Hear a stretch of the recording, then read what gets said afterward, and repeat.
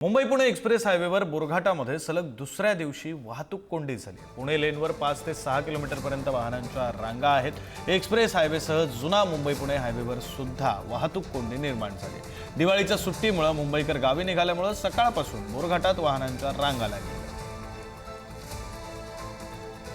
अधिकचे तपशील देत आहेत प्रतिनिधी प्रवीण जाधव। प्रवीण,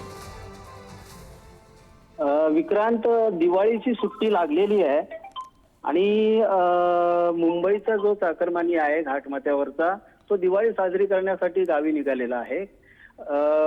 एक मुंबई पुणे एक्सप्रेस हायवेवरती खोपोलीच्या हद्दीत जो बोरघाट आहे, या बोरघाटामध्ये खरं तर विकेंडला ट्रॅफिक जाम होतच आणि त्यात दिवाळीची सुट्टी आल्याने अमृतांजन ब्रिज आणि खोपोली एक्झिट हा जो 6-7 किलोमीटरचा घाटमाथ्याचा रस्ता आहे, यावरती प्रचंड अशी वाहतूक कोंडी कालही पाहायला मिळाली। आजही सकाळपासून येथे वाहतूक कोंडी आहे।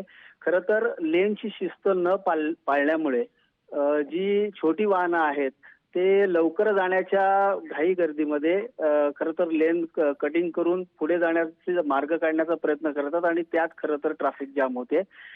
ट्रॅफिक जाम एक्सप्रेसला झाल्यामुळे काही वाहनं जी आहेत ती जुन्या मुंबई पुणे एक्सप्रेस हायवेवरून जुन्या मुंबई पुणे जो हायवे आहे जो खोपोली मार्गे जातो तिथून देखील वरती जाण्यासाठी घाटमाथ्याने निघालेली आहेत, परंतु त्या मार्गावरतीही आपणास मोठ्या प्रमाणात वाहतूक कोंडी झालेली दिसते। दोन्ही मार्ग हे खूप संत गतीने पुढे सरकत आहेत।